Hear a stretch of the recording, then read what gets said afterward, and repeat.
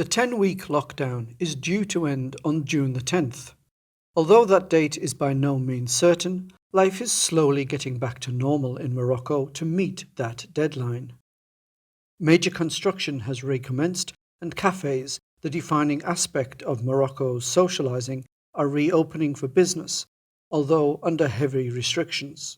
The state-run rail service is running more trains, although passengers are asked to book and pay for tickets online. Interior barriers are not as controlled as they were a week ago. In Marrakesh, the city council and tourist businesses have announced they will be ready for business from June the 11th, the day after lockdown is due to end. Following a 39% drop in foreign tourists across Morocco and a ban on international flights in and out of the country, the Marrakesh tourist industry will focus its efforts on promoting the city to Moroccans rather than reaching out to foreign tourists. This reawakening is a logical and well-timed step along the process of the re-emergence from a lockdown that has stifled the country since the 20th of March. It comes following a steady decline since May the 10th in the number of active cases. In the last few days, there have been an even greater reduction in those numbers. The government puts this success down to the expansive use of the controversial drug hydroxychloroquine. Today is day 96 of the virus being in Morocco, and the government has announced there are significantly less than 1,000 active cases in the entire country. This number is comparable to those in early April.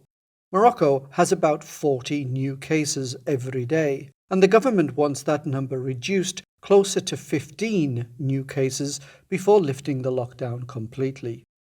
Everything is reopening, but with caution and with calculated measures in place.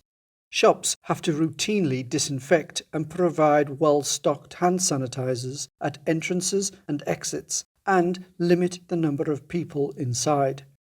Employers are legally required to provide staff with protective clothing. An app has been rolled out to help track and trace the virus. The Moroccan government has tried to quell fears of government intrusion of privacy by making the coding of the app open source. Moroccans are very concerned about a second wave of the virus, but along with that concern are the economic and psychological needs to get things back to normal. These mid-steps back to that normality are welcomed because they don't feel it is too much too soon.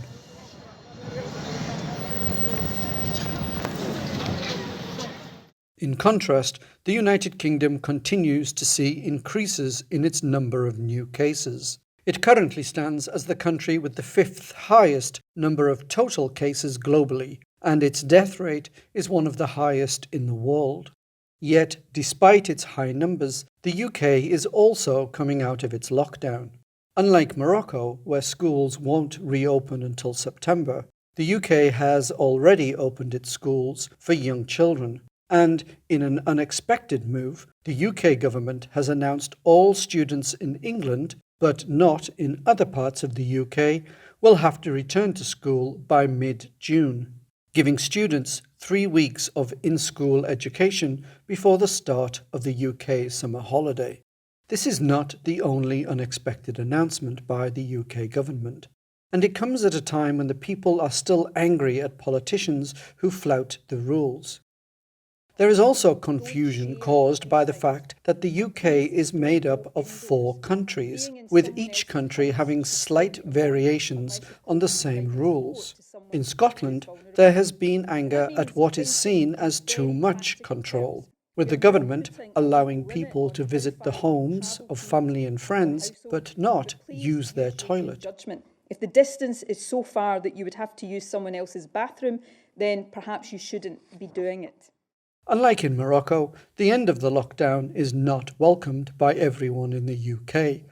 People have almost no trust in the government, which often presents itself as being incompetent by making promises it can't keep and by not even knowing how bad the situation is in the country. Ongoing monitoring and testing programme that as of 9 a.m. today, there have been 300,034 974,000 tests carried out across the UK, excluding Northern Ireland. This, along with the constant rise in new cases and deaths, makes many people in the UK believe the country is not ready to remove its restrictions. From the very beginning of the virus, Morocco and the United Kingdom have been at opposite ends of crisis management. It doesn't look like that reality will change soon.